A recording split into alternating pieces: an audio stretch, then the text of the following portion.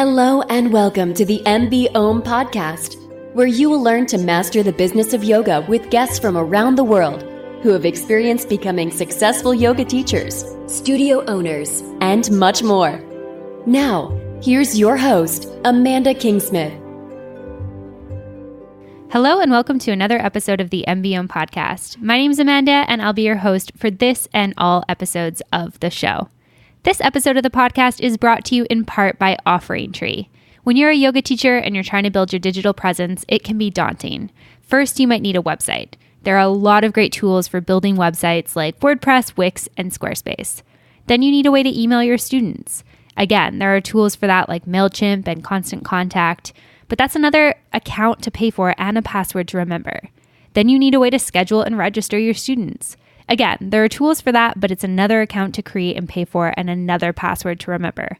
Oh wait, how do I integrate my scheduling tool with my website?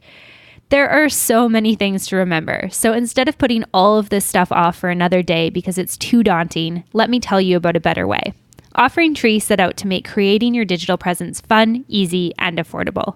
With one account, you can create a website in minutes that has your schedule built right in. They also have email marketing tools to collect email addresses, send newsletters, and automated emails to your subscribers.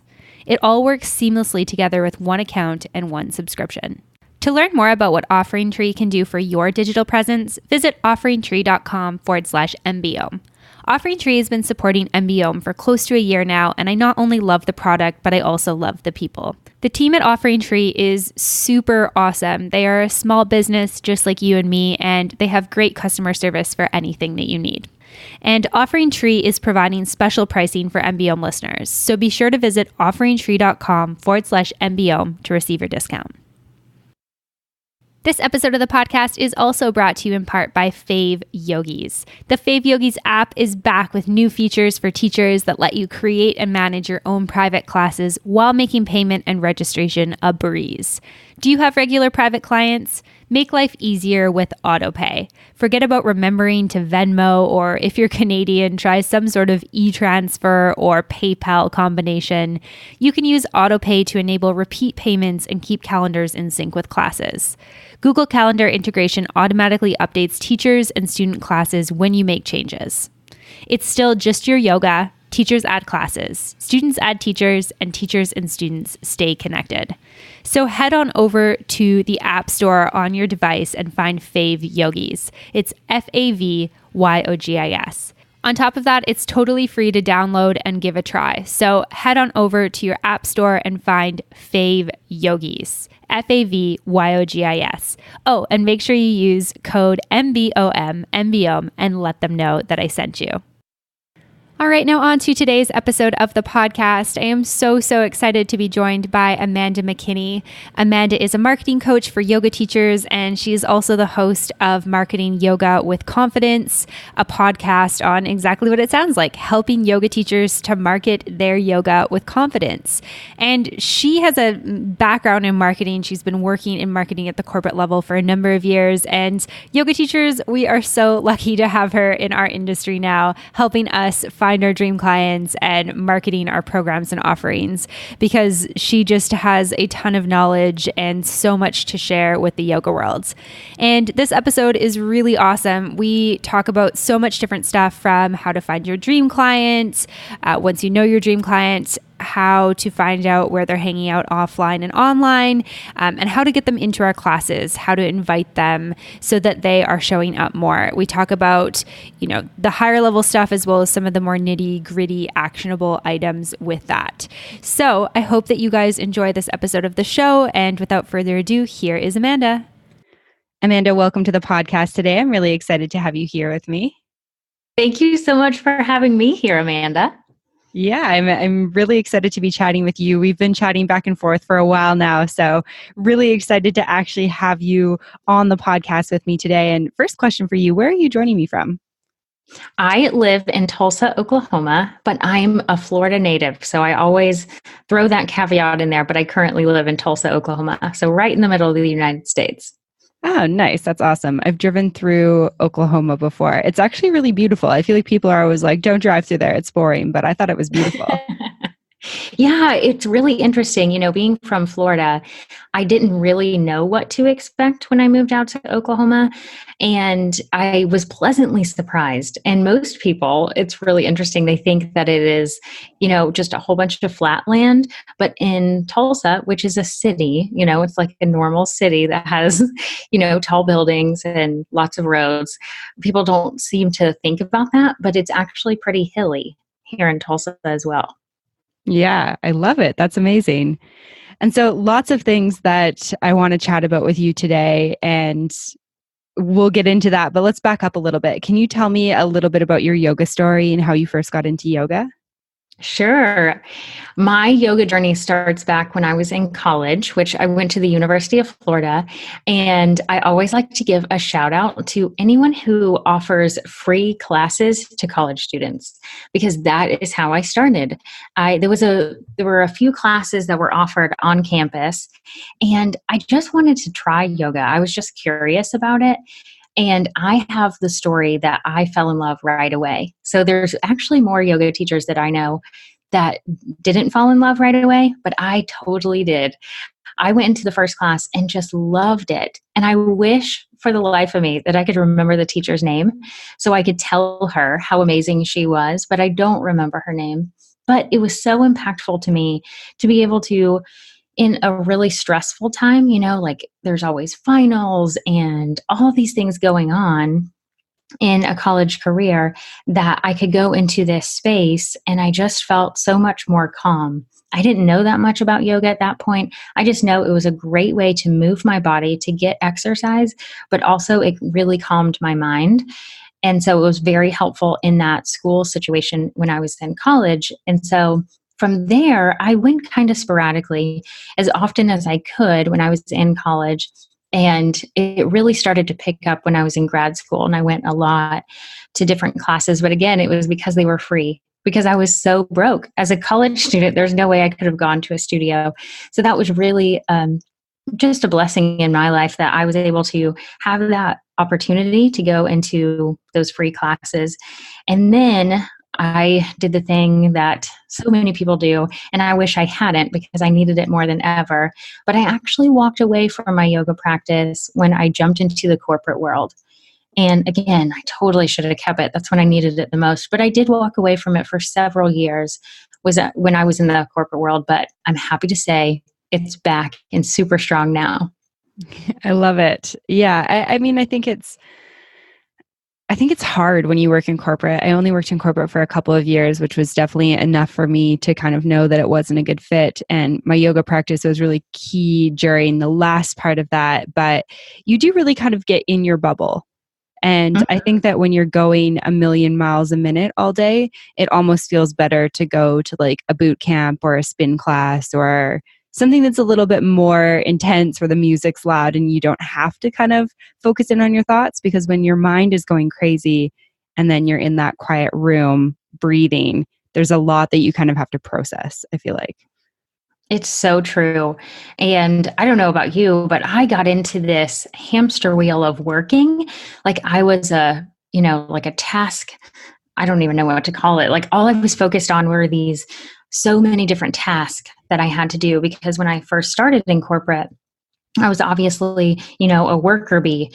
I didn't just start in a management role right away, but I had to do a lot of things. And so from the moment I started, in the beginning of the day to the end of the day, I was working, going.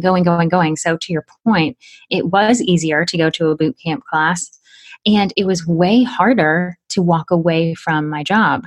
I ended up, I think a lot of people use this term, and, so I don't want to throw it out and say, like, make it, any less than what it is, because it was a very real thing in my life.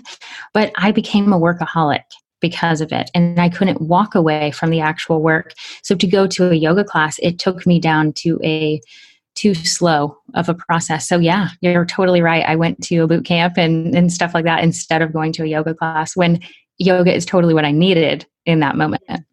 Yeah, absolutely. Yeah, I definitely resonate with that. And so what kind of brought you back to your practice? Well, after almost 10 years in the corporate world, so I thought my my role in life was going to be to climb that corporate ladder.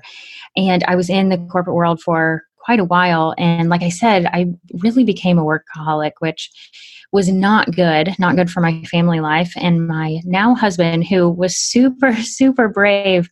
Oh my goodness, he was super brave. It was before he was my husband, but pretty much sat me down. He and my mom sat me down and said, you're working way too much. You're doing too much. You need to take a step back. And so that really started that process in my head of I have to step away from this hamster wheel a little bit more. But unfortunately, I made a shift at that point, but unfortunately I didn't jump right back into my yoga practice, but I changed jobs, which was really good. And then unfortunately, about a year into that job, I say unfortunately, it was unfortunate in that moment. In hindsight, it's very fortunate, but about a year into that job, the company went through a series of layoffs, and they decided to lay off the marketing department, which was me and my entire team. And so at that point, my husband and I, we sat down and we said, about a year ago, we talked about me taking a break for a little bit to try and get off this hamster wheel. And it didn't work because I ended up getting another job too quickly. So why don't I take some time?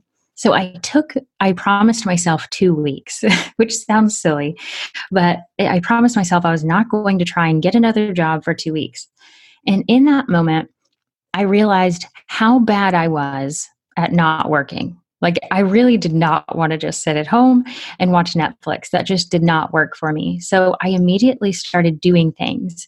And one of those things was I picked back up with my yoga practice. And it was so impactful. It was huge. It made a huge difference in my life, in my perspective.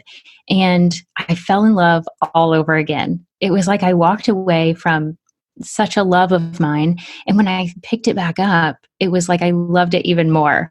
So that was really what made a big shift is I had the time in my day to pick it back up, and I had the motivation to do it as well.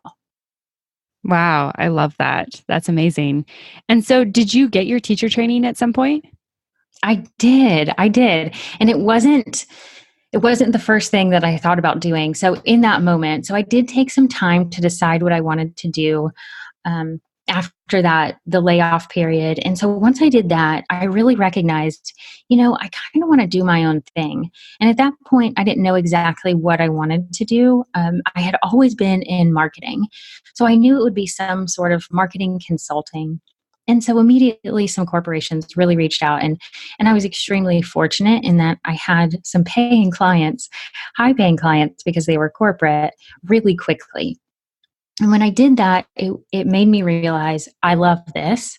I know I want to work for myself, but I also realized I don't want to work with corporate because I was doing the same thing. Basically, what I was doing in corporate, I just happened to be my own boss, right? So at that point, I realized I want to do something a little bit different, but I'm not sure what it is yet. And I had picked up my yoga practice. And so I was surrounded by yoga teachers all the time because I loved it. I just wanted to be their friends. So they became my friends, right? And so I kept going. I kept, being around yoga teachers. And when I did that, I realized that these yoga teachers are business owners, but they don't know that they are. And I actually had one of them tell me that exact thing. She said, Amanda, I never knew I was a business owner until you told me I was one. So I found myself coaching my friends, if that makes any sense.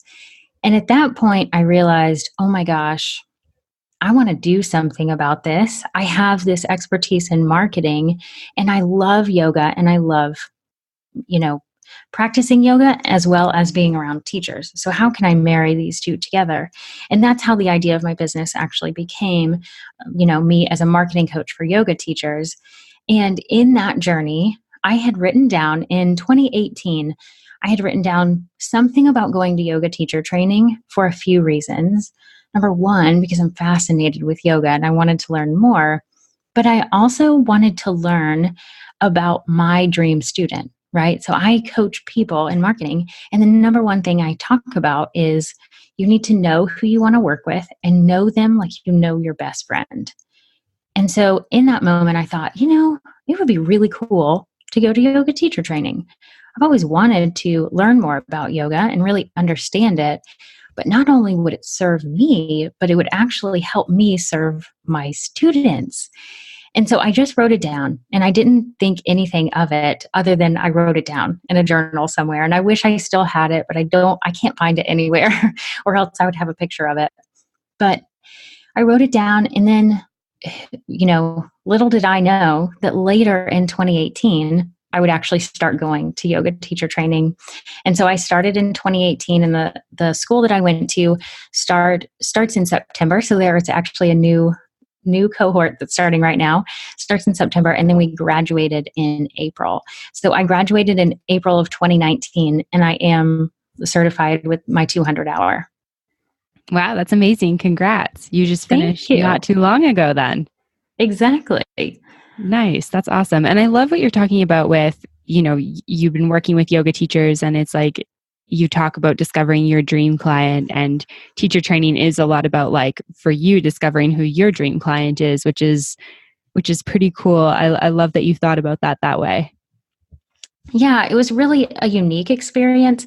And I was super, super fortunate in that the school that I went to, I actually was collaborating with that school already because they had asked me to teach the business of yoga. So the few hours that are included in the teacher training, I actually still teach there and do a lesson for 200-hour trainees and 300-hour trainees. So we had already had that conversation of me teaching. So when it became a thing where I was going to go to the school, it was a really neat situation. And I had the benefit of knowing the owner and understanding kind of all of that process. And I feel like I had a really unique lens the whole time I was in teacher training. Yeah, absolutely. Do you feel like teaching yoga is something you ever want to do, or is it more like you love the marketing side and the business side of things, but not necessarily like actually teaching? I so wish that I could show up in front of people on podcasts or whatever and say, I can't wait to teach.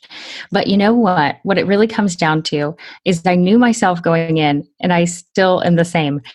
I love teaching people about marketing, and I want to be taught when I go to a yoga class.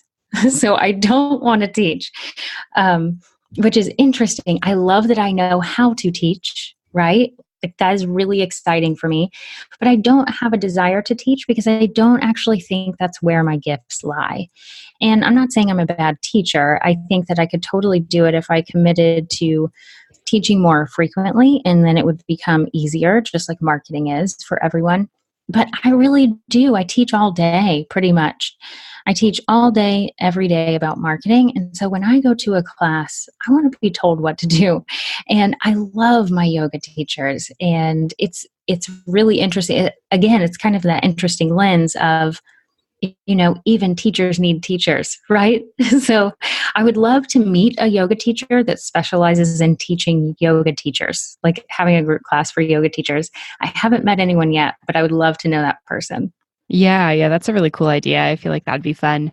But yeah, I love that you're like very clear and authentic and honest about that. I feel like for a lot of people, and this is not just yoga, but just in life in general, it's like they invest in something like a teacher training, and then they're like, oh, I don't actually really want to do this. Like, I don't want to be a yoga teacher.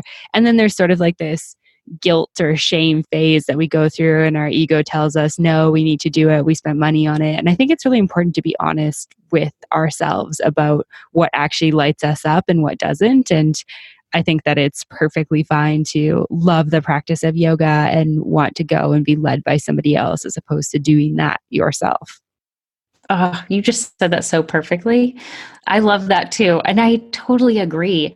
And, like I said, sometimes I do really wish that I had this desire to teach because I do have the knowledge and I spent so much time and energy learning all of that. But when it comes down to it, it's just not where I feel like I should be. It's not where I want to be. My gifts lie with teaching yoga teachers how to market themselves.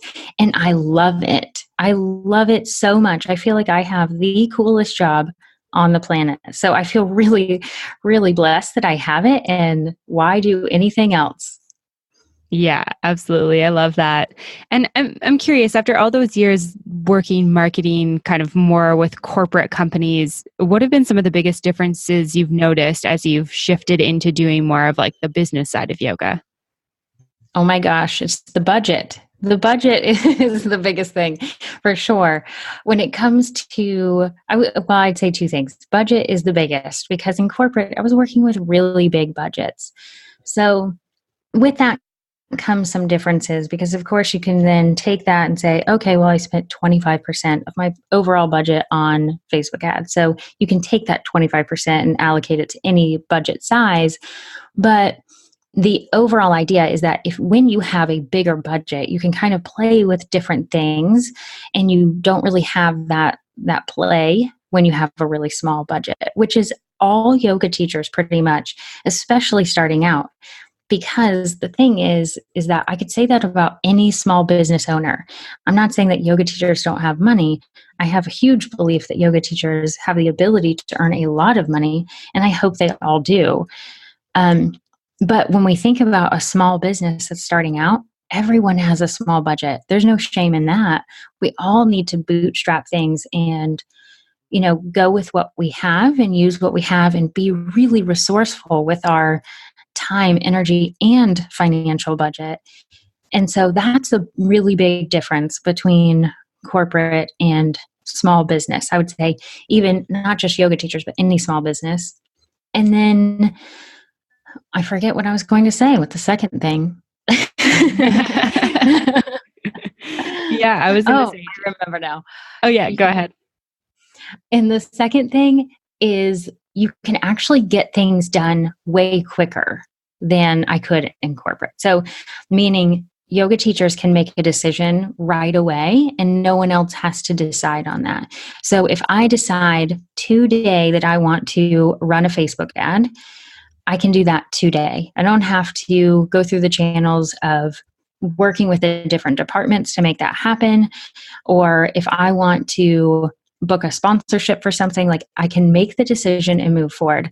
In a corporation, there's usually a lot of decision makers. So you have to go through a lot of channels and it takes a lot of time.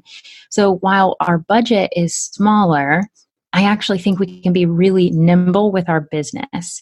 So that's a big difference. I think a big benefit of running your own business and being a small business owner, which is what all yoga teachers are. Right. Yeah, absolutely. That totally makes sense. And to the first point that you made about the budget, I have a friend who is a manager at Lululemon, and she also just bought into a yoga and bar studio in the community that I live in when I'm back home in Canada.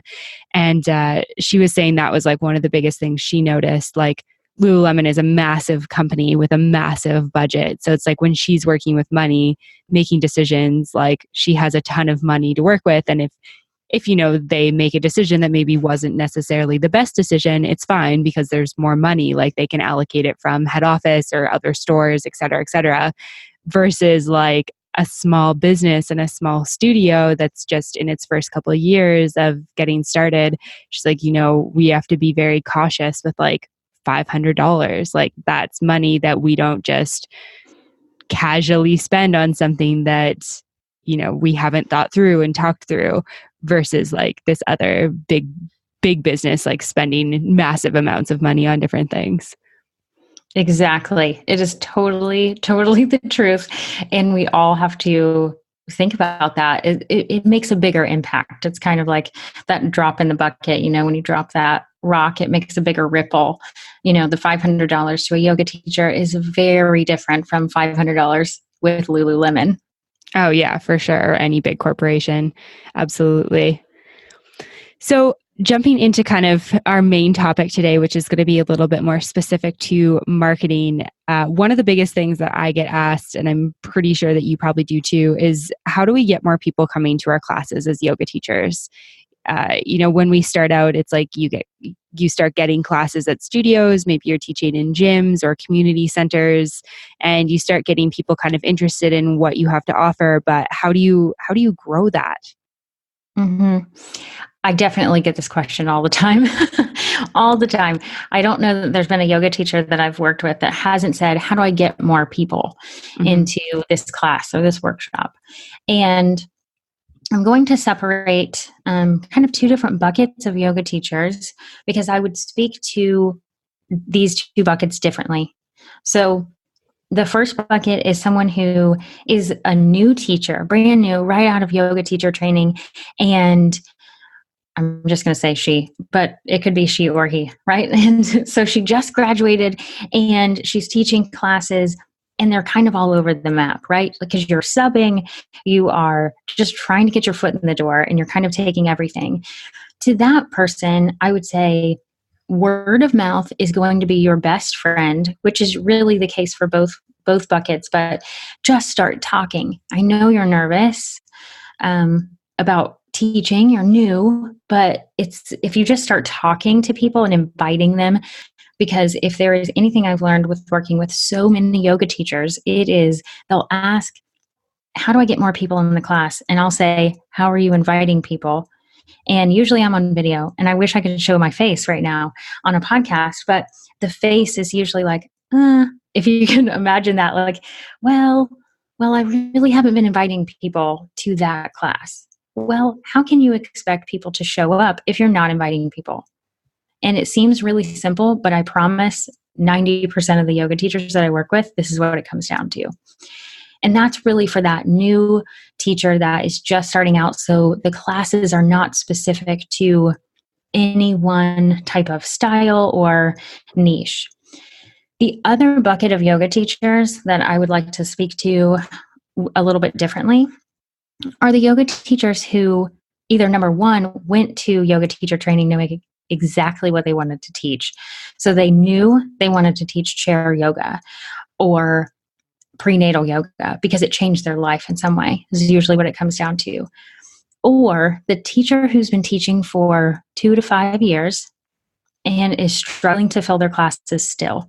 If you have been teaching for consistently 2 to 5 years and you're still struggling to fill your classes, my guess, based on my experience, is you have not niched down.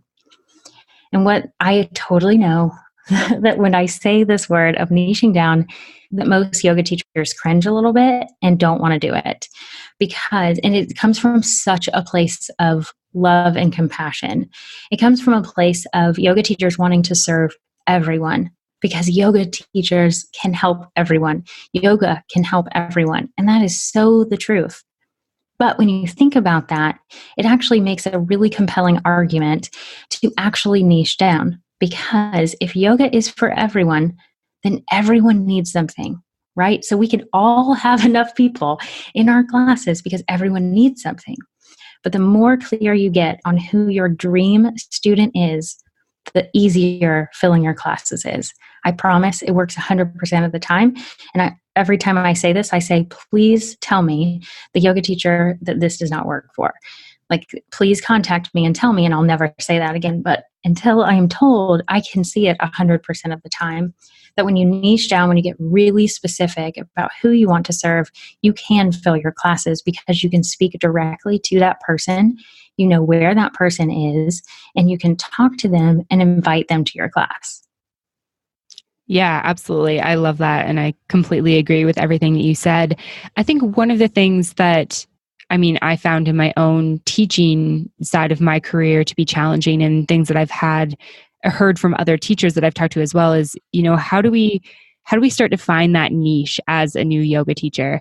And I think that for me, part of this is like, okay, knowing that it's going to take time. We want everything so instantly. I think there's a stat that like if a browser doesn't load within 3 seconds, we're like basically throwing our computers out the window. So gratification is something that I think as humans in 2019, we really want and is not necessarily going to happen in a career. But I'm curious, like, how do we start finding who that person is, especially when we're new? Mm-hmm. I think that a lot of it comes down to mindset. So when I start working with someone, a lot of people will show up. When I say show up, for me, like once they have found me, if they stick around, then they're toying with the idea of niching down, or they know their niche. Because I talk about it so much that if someone isn't comfortable with that, they usually don't follow me anymore or don't stay on my email list, those types of things. So you kind of like, that's one thing I want to call attention to is once you know what your niche is, you can speak to that particular person and you weed out the people who aren't going to pay you for your services. So I talk about this a lot, and it's all about identifying. When I used to say, I'm going to re-say that. So when you're thinking about niching down, one way that I used to ask, but I actually don't ask it anymore, is who is your favorite client or who is your favorite student? And I actually don't ask it in that way anymore because no one wants to pick a favorite.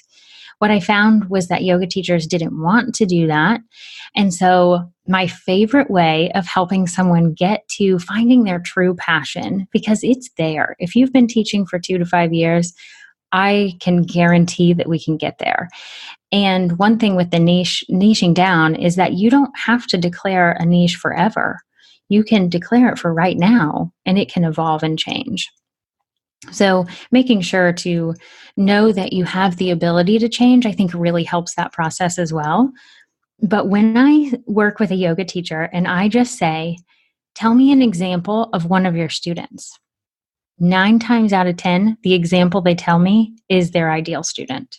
It is their dream student because it's the person that comes to mind first. That person is usually showing up to their classes consistently or buying their online courses or going to their retreats or going to their workshops, like whatever it is, whatever that offering is, there's a person that shows up and pays for something consistently, and that person is seeing results. So that person is usually the example because they have seen so much results. And that becomes where your passion goes. Like I can talk about so many yoga teachers that have increased their business because of marketing. And because I see that, like I have the coolest job ever because I get to see all of the success because of the things that I am teaching.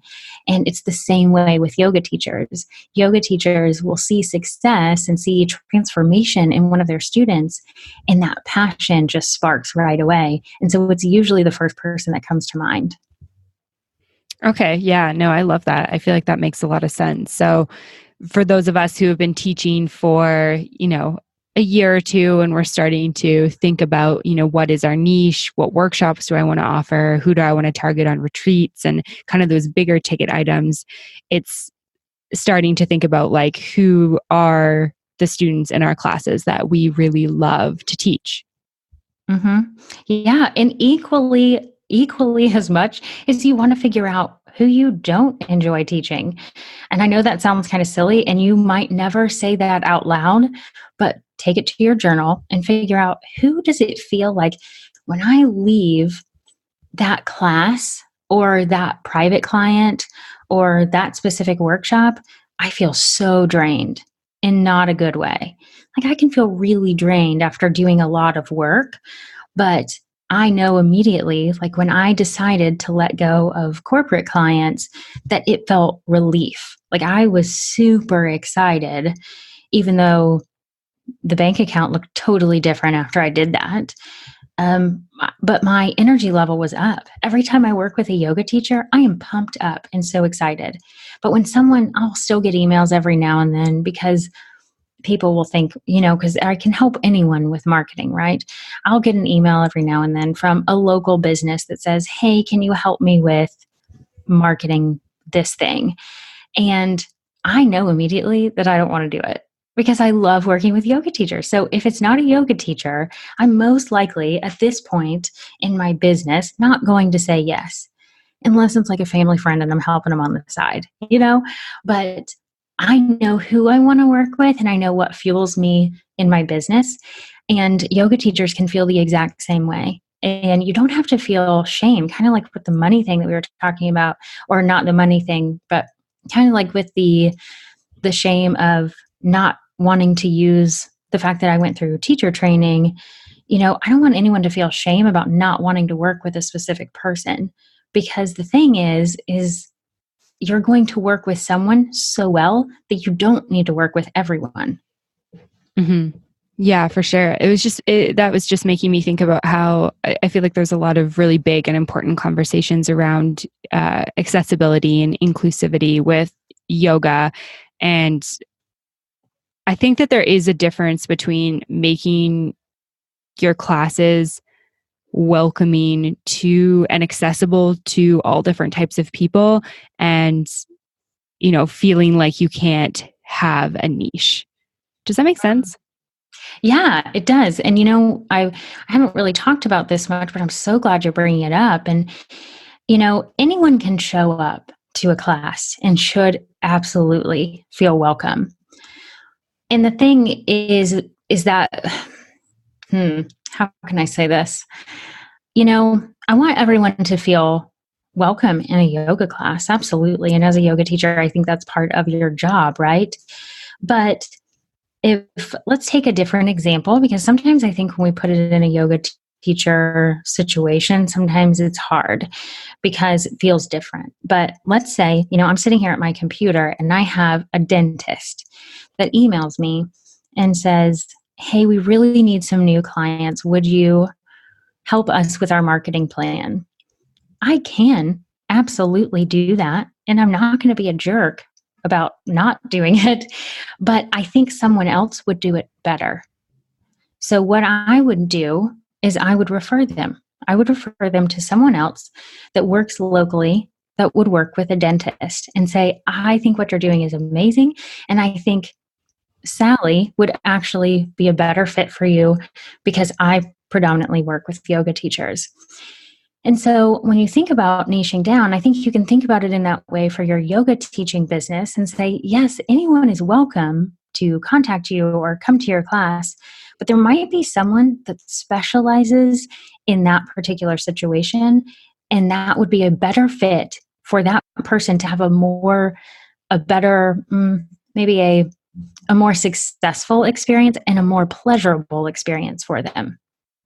Mm-hmm, mm-hmm. Yeah, I love that. And I think too, it's, similarly with what you said, I think it's thinking about how when we try to kind of make our classes for everyone, they really become kind of not for nobody, but they're not really for any, specific person within that. And then it makes it really hard to kind of figure out who are the people that I really enjoy teaching. And I think that's where we kind of get in these like teaching ruts, I guess, where it's like you're just kind of teaching the same thing every day and you're not, selling out workshops or designing workshops or going further with your business because you're just kind of, teaching for the masses as opposed to, yes, making a class welcoming to all different types of people and being inclusive and making it accessible, but also knowing that if you have somebody who shows up to class who, maybe could benefit from another teacher's class, that you can just recommend them to go there instead, and they might have a better experience with the practice of yoga.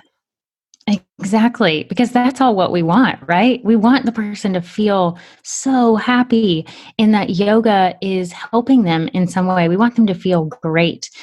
And who are we to say that we can serve everyone, right? I think about, the example of, when you go to a restaurant and their menu is like 13 pages long and there's food. Yes. There's food from all over the place. Like it's, all different types of cuisines, and it's so confusing. It's impossible to choose. And it's the worst. Like you just said it is the worst. Like let's not make our yoga classes like that 13-page menu. Let's figure out exactly what we want that calls the people who are going to benefit the most into that particular class or workshop or whatever, fill in the blank for whatever your offer is. And then people have a successful experience and an experience that they're going to remember and have a pleasant experience, all of that good stuff. And that's what we want. Yeah, absolutely. Yeah, I completely agree with that. It's funny too, because I travel a lot. So for me, it's always like a big red flag when a restaurant has a massive menu, because I'm like, are they keeping all these ingredients like in the back right now? Like how often does somebody like order this thing that's on like page 12 of this menu at the very bottom that's totally random? Like, I'm not going to order that because like, I don't know how long that food sat there for. So yeah, Oh my gosh, that's so good. Yes, huge red flag. Yeah, absolutely. Hey yogis, we're just taking a quick little break from the podcast to talk about PunchPass. PunchPass is everything you need and nothing you don't at a price you can afford. Their software is simple yet powerful, efficient and easy to use. The team at PunchPass knows what it's like to run a small business like yours because they are a small business too.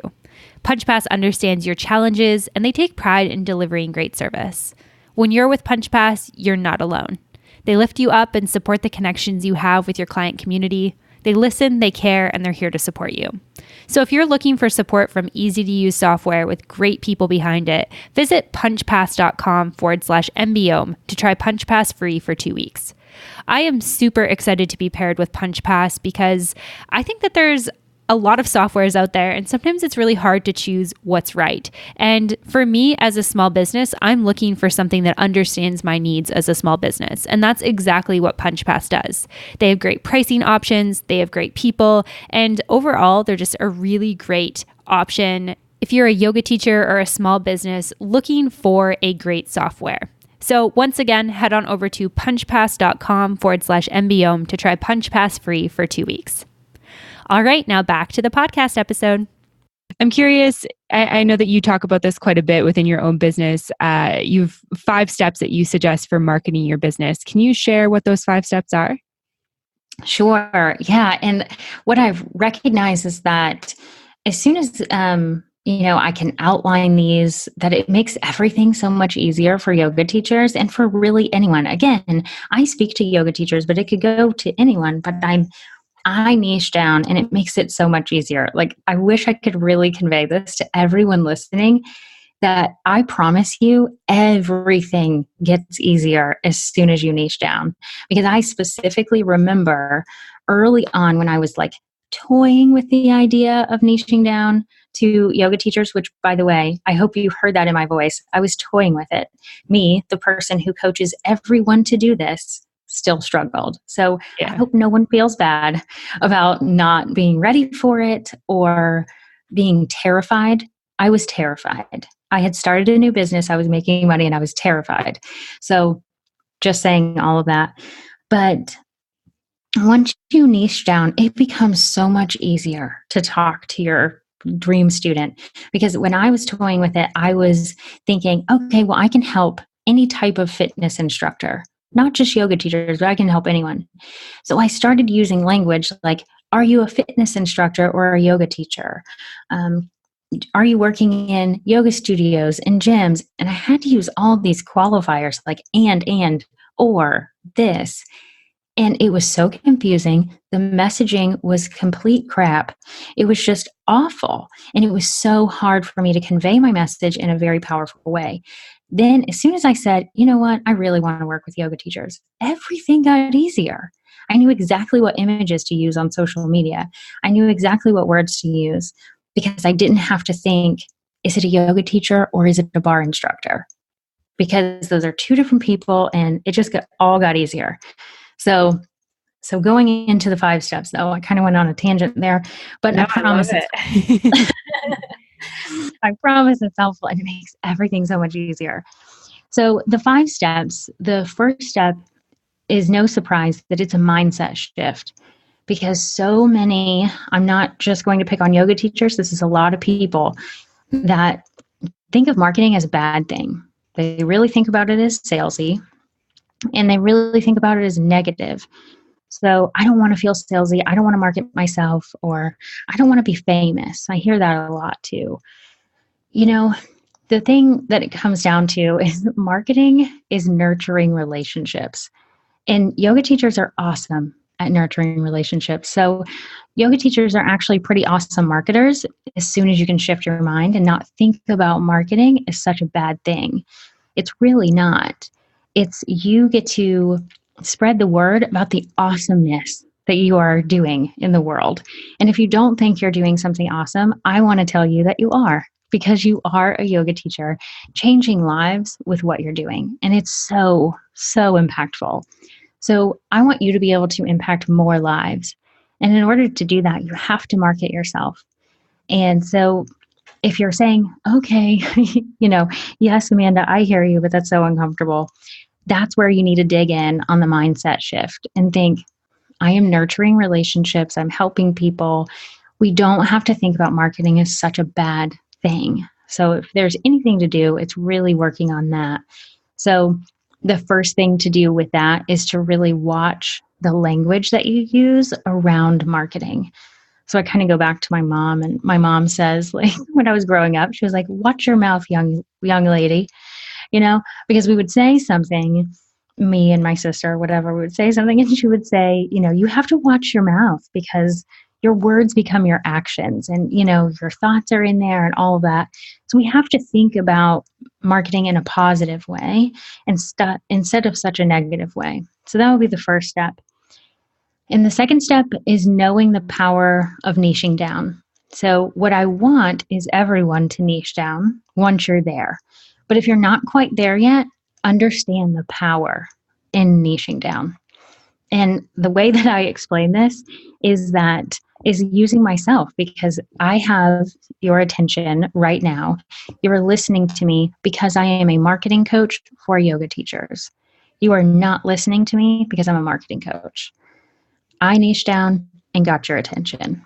And if that doesn't frame it in a better way, I don't know what does, because it usually gets everyone's attention because it's so clear. It's exactly like I could help that dentist or the insurance agency down the road, but that's not who I'm helping. I talk directly to yoga teachers, so I'm able to do that. And you can do the exact same thing with whatever your niche is as a yoga teacher. It just becomes a lot easier. So knowing the power of that is that second step that's super important.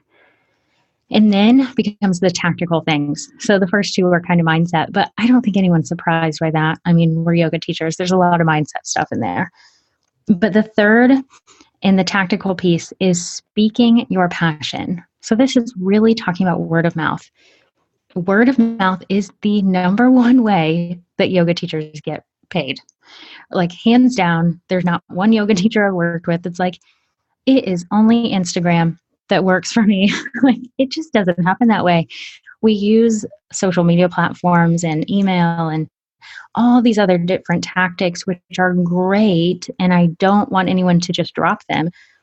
But word of mouth is how retreats are filled. It's how classes are filled. It's how you gain private clients, all of the above. So start speaking your passion statement.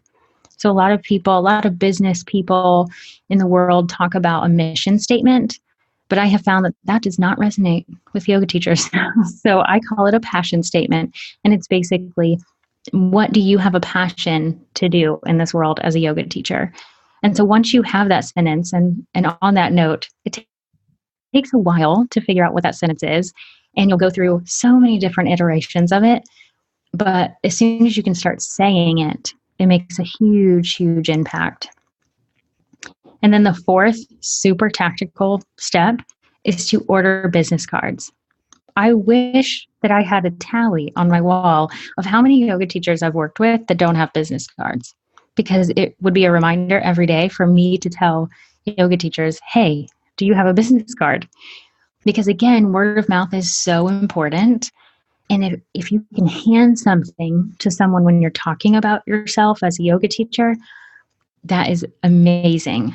So business cards seem so old school and seems so silly to think about and put on this list, but it makes a huge difference.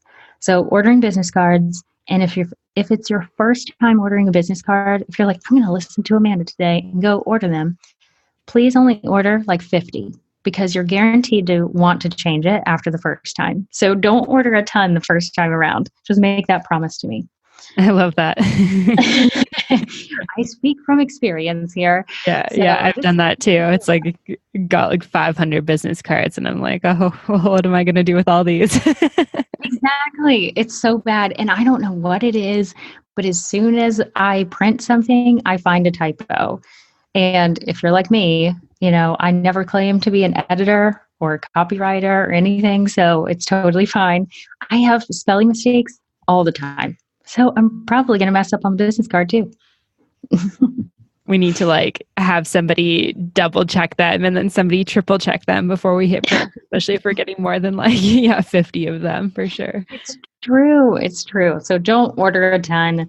Just order a few because most likely you're going to change it. Just like your niche is going to evolve and change.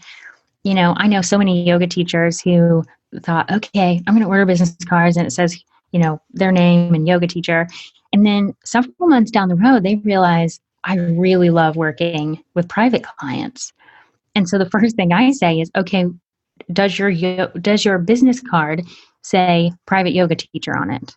And it won't. And so they'll need new business cards because they recognize, oh, I really want to grow my private client business. And so just putting the title private yoga teacher makes all the difference in the world. Yeah, absolutely. I mean, it's the offering. It's like giving people the option to pay you for something that you offer, which I think a lot of us are.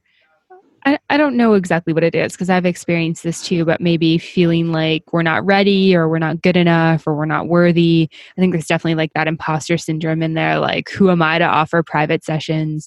But I think that we really kind of like get in our own way with those types of things. Like, we need to just be like, yeah, I want to offer privates. I have something of value to offer my clients. I'm going to put it on my business card and I'm going to smack it on my website and I'm going to offer it. Preach it, sister. I love it. I love it. Yes. We totally all get in our own way, whether we're trying to teach yoga or private yoga or marketing. Trust me, you're not alone. We all get in our own way with this. It happens. And it really comes down to experience. So what you talked about earlier, which was, we live in this society where we want things immediately. I mean, Amazon Prime shows up in 2 days. 2 days we get things. It's insane. I'm like, where did this I know. It's amazing. We live in this world that we can get things right away. And I'm totally the person who, if something doesn't load fast, I'm like, oh, my computer's broken and something's wrong. So it's like pull up a new tab for like apple.com and like start looking at new MacBooks. And then I'm annoyed why it's not loading. Exactly. And so we want all this stuff right away, but it takes time. It does take time. And we need to give ourselves a little bit of grace, probably a lot of grace on that. And knowing that with time also comes confidence. So every day that passes, every day that you're saying yes to marketing yourself, it gets easier and you get more confident. I promise. I have witnessed it so many times that I can promise it. Yoga teachers gain the confidence in marketing yourself as a yoga teacher as time goes on. So it's that benefit too of the time. And as that happens, we don't stand in our way as much. Once we have more confidence, we can, stand firm in whatever the price is. We don't doubt ourselves. Now, I do think imposter syndrome creeps up all the time. So I don't think that ever fully goes away, but I think that we can show up in an easier way the more that we market ourselves. I love that. And then the fifth step is probably the hardest, but it's the easiest one to say. It is start today. I don't want anyone waiting until tomorrow. It is start today. Start before you're ready. Start ugly, however you want to say it. If you want to show up on video, then I want you to show up on video for your students today and post a video on Instagram or go live on Facebook. If you want to increase your private clients, I want you to talk to your students that are in class with you today and say, hey, did you know that I offer private yoga sessions? After class, you can just be talking to someone and mention that. Or if you just want to, get more comfortable talking about yourself as a yoga teacher, put yourself out of your comfort zone, go somewhere today, whether it's a coffee shop or the library or something, and make it a goal. I'm going to introduce myself to 3 people and just do it. Start today. Because I can guarantee you'll wish you had. When you look back 1 week or 3 months or 2 years, you'll wish, dang it, I should have listened to Amanda when she said to start today. Yeah. I mean, it makes me think about kind of that, like, I guess, diet mentality. Like, I think that's something that any nutritionist or personal trainer will say, like, there's no right time to start training for a marathon or to set some goals to, lose some weight or whatever it is that you're looking to achieve. And it's the exact same thing in business as well. There's never going to be a right time to teach your first yoga class. There's never going to be a right time to go talk to a studio owner about subbing or teaching there. There's never going to be a right time to launch your privates. You kind of have to just dive headfirst and do it. So I love that one. I think that one is definitely the hardest of those 5, but also maybe the most important. It really is. And it's, figure out what that needs to look like for you. Again, let's take the shame out of this. Accountability is so huge in business. I think we could probably have a whole nother episode talking about how we've held ourselves accountable in business. But there's no shame in thinking, you know what? I can't hold myself accountable with this thing. I need some help in this. So whether that looks like hiring a business coach or finding a biz bestie that you just talk to every now and then, it doesn't have to be a paid for offer, or it can be. Some people, there have been times in my career, definitely, because I am a coach, and just like I think teachers need teachers, coaches need coaches. And so I have definitely hired business coaches in my career because I needed to pay for something in order to do the thing. But there's other things that I can hold myself accountable for. I show up and I record a podcast every single week and it goes live. I don't need a business coach for that. But when I'm launching something new, you better believe I'm like, I need a launch coach because it gets hard. Yeah, absolutely. I think that having accountability is really important for sure. And I also agree with what you said before too about how, we never look back and are like, oh yeah, I waited like the perfect amount of time for that sort of thing. It's like once we've done something and we realize that it's not as scary as we made it out to be in our heads, we're like, oh, why didn't I do that sooner? I feel like that's been my experience with everything that I've ever kind of like procrastinated on about like a launch or putting something out to the world or getting started with something I wanted to do. I'm always like, oh, why did I wait so long on that? Oh my gosh. Yes. And it could be anything in our lives, right? I think, I procrastinate getting on my yoga mat a lot of the time, whether that's, something that people want to hear or not. Like I'm sitting here, I'm getting my work done. I don't want to take that time to step away and get on my yoga mat. But man, when I get on there, I'm like, why didn't I do this earlier? Why in the world did I wait? This is so good and so needed. So I think it can happen in business or in anything. And we find that we procrastinate and it's, it just happens. Yeah, absolutely. I can definitely relate to that for sure. So I'm curious, throughout your career and particularly your time working with yoga teachers and helping them with their marketing, what are some of the biggest business lessons that you've learned? Oh my gosh. Well, we've talked about it a few times today, but patience is absolutely the thing that I'm still learning, but it's still the biggest lesson that I have learned. And it's because I wanted it to happen immediately in my business. And I know that every yoga teacher wants it to happen immediately in their business, especially because once a yoga teacher is like, okay, I'm ready to think like a business owner and I do want to earn money. Like that in and of itself is a big step. Most yoga teachers do not want to talk about money and earning money. So once I am working with a yoga teacher and we get to the point where I'm like, I believe wholeheartedly that you deserve to earn a full-time living teaching yoga. And we're going to get you there by marketing yourself and a few other things. Like it's not just marketing, it's a mindset in there too. But once they're there, they want it to happen right away. And I don't know, not one single super successful person's story where they say it happened overnight. I don't know a single story like that. So we have to remind ourselves that, success doesn't happen overnight. It takes a long time. I like to remind all of my students that, that say, Amanda, you show up on video all the time. You talk on your podcast, you do this, that, and the other. And I'm like, yeah, I talked to myself for a full 6 months where no one was talking back. I showed up on a video blog forever, it seemed like, before any traction happened. Now, yes, I do get some traction on things, but I literally talked to myself. It was harder to show up when I was talking to myself, but I made a commitment and I said, I will produce. It started as a video blog and is now the podcast. But I said, it will happen every week. And I put the line in the sand and said, this is what I'm doing because I wanted to connect with yoga teachers. So once you find that why, you can say, this is how I'm going to do it. And this is what I'm going to do. But we have to have patience in the process. And it's so hard. And I still kind of suck at this. I'm not saying I'm the best at this at all. I'm still learning this lesson because I want things fast too. But every time I take some time to reflect, or I think about all the yoga teachers I've worked with, when we're patient, it happens.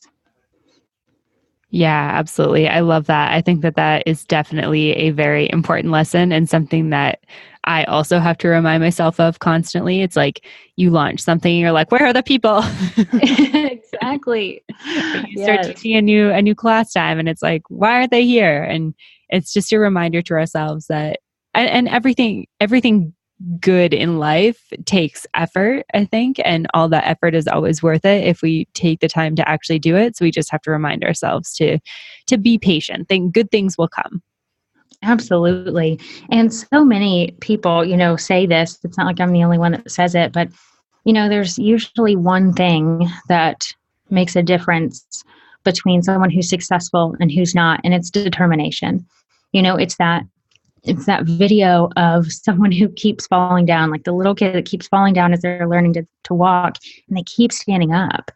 We need that childlike attitude of we need to get up. We have to get up when we fall down. And I say that, and I say, give yourself some time to cry on the bathroom floor if that's what you need. But girl, don't stay there. You have to get up, you have to keep going, and you have to show up. And the thing that happens, or the thing that helps me and every yoga teacher that I've coached, is knowing your why. If you know why you want to show up, and you know why you want to do the thing that you want to help that person, or, see that transformation, whatever it is, that gets you off the bathroom floor. It's not, I want to earn money. That's important. We need to be more comfortable talking about money, but that's not the why. The why is you want to help that incredibly busy mom have some relief at the end of her week, or you want to help that senior citizen who wants to take that chair yoga class so they can get up and down from their chair all day long. That why is going to say, it's going to help you when you have a launch and no one's showing up, and say, okay, I'm going to keep going. I'm going to keep going because this is going to work. That determination is really what helps the success happen, after we're saying, okay, the patience and the determination kind of have to work together. Yeah, absolutely. I love that. I think that the why too is so important on the days where things feel really hard, or the days where we wake up and we're just like, no, I'm not doing life today. Like we have to come back to that why. And even when you love what you're doing, I feel like, those days still happen. I think that that's just part of the human experience. And it's obviously important to, like you said, have your cry, do your thing, watch your Netflix, but then get up and keep going. And I think that that's the thing that sets people who are successful apart from the people who aren't. And I went to a podcasting conference a couple of years ago, and they were talking about how the average podcast doesn't make it past 7 episodes. That's kind of the point where people will maybe give up if they, I guess, feel like it's too hard or whatnot, or aren't getting the results they want. And they were talking about how the biggest way to be successful with something like a podcast is to just keep producing it, and to keep producing it consistently.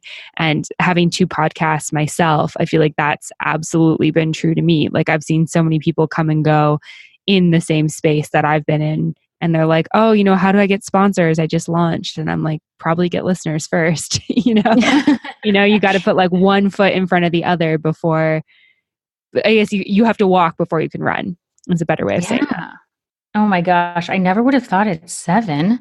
That's really interesting. I know. I don't know if it's changed. That was a couple of years ago, but I was so floored by that. I was like, wait, what? It was the average podcast only has 7 episodes. And they were like, yeah, most people kind of give up around that number.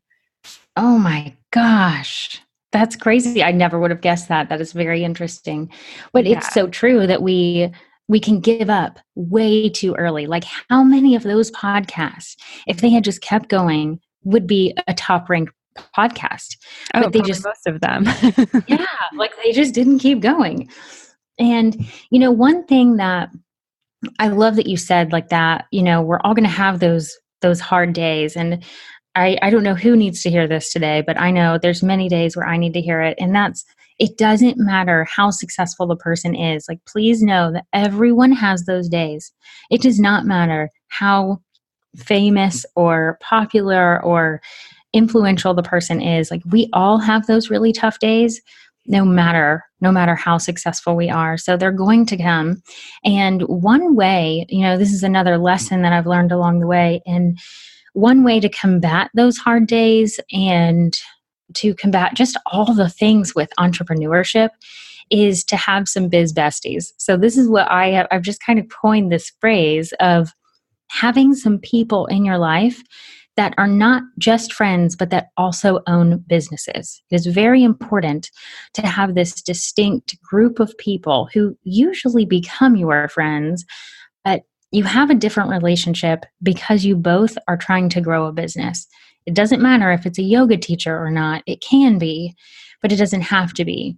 And I have a few examples of that. And I have a friend, her name is Jessica, and she was my biz bestie first and has now become a huge, like amazing friend in my life.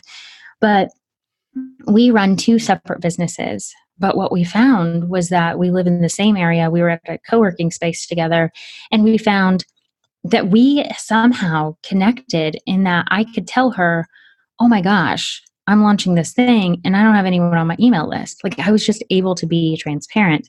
And so was she. And it was because we were doing similar things. We were in a similar stage. We had just started a business. And so we could talk about what was going on. And we could say, this day is really crappy, and cry about it if we needed to, or, just vent about it. But we could also come together and say, this day is amazing, and this is why I'm celebrating. And so we celebrate each other and we help each other off the bathroom floor, when we need someone to get us help out of that. And the other person that I talk about often is Shannon Crow. She and I have become great friends and amazing biz besties, and we are in the yoga space together. And I think what has been really interesting is to showcase, much like you and I, Amanda, that we're in a very similar space. Shannon is a consultant for yoga teachers. In a sense, we could look at each other as competition, but we don't. We look at each other like, you can help me off the bathroom floor and I can help you off the bathroom floor. We're having these rough days. And I know I joke about that, but in reality, we all have those really hard days where maybe we're not literally on the bathroom floor, but we feel like we easily could be. And we need someone who's going to be removed from the situation. So they're not in business with us together, but they're removed from the situation and can say, you've got this. Trust your own resourcefulness. You've got this. You've figured it out before and you're going to figure it out again. Because in those moments when we are so in the weeds, we can't recognize that. And so that is the way that I have been able to consistently get up, is because I have reached out and created these friendships with people. So I never feel alone. I can always call someone. And of course, I have my friends and my family. My husband is my biggest supporter. He is amazing, but he's not trying to grow an email list and, writing social media posts on like a Friday night when you have something happening on a Saturday. There's just different tasks that have to happen. And while he will sit and talk to me every day if I need to, it's just not the same as having someone who's going through a similar path. Absolutely. I love that. And I think that that's such an important thing to remember, is like, we don't have to do this alone. And as you know, we've talked about this. I'm a big fan of collaboration over competition as well. I think that it's really helpful to be able to talk to people who kind of understand exactly what you do. I have a friend who's also a yoga teacher and also a podcast host, and she happens to live really close to where I'm from in Alberta. And we got the chance to meet up this summer, and we just had an amazing time together. But we also had really good conversation around, like, what do you use for recording, and how have your podcast episodes been going? And, just stuff like that, which was, I don't know, it's so refreshing because it's one of those things that unless you do it, you don't really understand. And of course, I have great other friends who are interested in what I do, but I can't talk as in depth with them about it and brainstorm solutions and things like that. They're like, oh yeah, cool. Like, I've listened to a podcast. Exactly. It's so important. I want to give a shout out to all the friends and family of all entrepreneurs, because you're so sweet and so everyone's willing to listen, right? But there is just such a difference when you can talk like, you can use the words like specific systems and figure out these things and like, this email is not delivering because of the automation isn't tagging people. And if I told that to one of my best friends of life, they would be like, Amanda, I have no idea what you're talking about. I don't know. I don't understand. I don't know how to help you. But if I called you and said, Amanda, I can't get my email to tag this person, you would be like, okay, let's get in there. You would know exactly how to walk me through the situation, Yeah, totally. No, I love that. Amazing. Get a business bestie or a yoga teacher bestie for sure. This conversation has been amazing. I feel like I could keep you on this call for probably the rest of the afternoon and we wouldn't run out of stuff to talk about. But for the sake of time, I'm going to wrap this up. I'm curious if people want to learn more about you, about your services, where can they go to find you? Absolutely. So my website is marketingyogawithconfidence.com. And I actually just recently added a page on there that's marketingyogawithconfidence.com/learn. And I've got some free stuff on there. So that's a great place to start. I did the 5 steps. I did a free training on that. There's a guide. I'm actually in the middle of the video challenge right now. So that will be kind of a replay later. But I thought that is a great place for people to start and to experience me as a coach in a free way. So there's that. There's also my podcast, which I can't wait for you to be on, Amanda. So we'll have to shout out that episode as soon as it's ready. And it's Marketing Yoga with Confidence. And I also have a Facebook group that you can find me in there, which is Marketing Yoga with Confidence. See the consistency here? This is amazing. It's perfect. Yes. And my favorite platform is Instagram. So right now, my Instagram handle is Amanda McKinney Yoga. I don't know that I will change it because I do think it's a little bit more personal on the Instagram side to have my name in there. And Marketing Yoga with Confidence is way too long, I think. So we're going to keep it at Amanda McKinney Yoga. But it's my favorite place to show up is on Instagram because I just love Instagram stories. Amazing. I love it. I will make sure there's links to everything in the show notes. And yeah, thank you again for your time today, Amanda. This has just been such an awesome conversation. Oh my gosh. Thank you so much for having me. This has been so much fun. And I totally agree. I could talk to you all afternoon.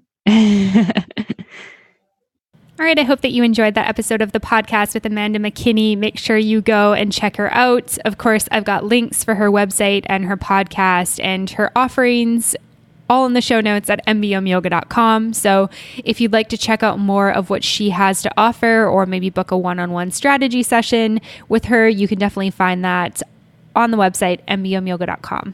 You can also follow along more with MBOM at Mastering the Business of Yoga on Facebook and Instagram. And you can also join us in the private Facebook community at Yoga Business Badasses, where we're talking about all things yoga business in a very friendly and welcoming environment, i.e., no stupid questions. So I would love to see you there. I would love to connect with you further. Of course, if you have questions, comments, or feedback, make sure you reach out, info@mbomyoga.com. Otherwise, I will see you next week. Thanks for listening. Namaste.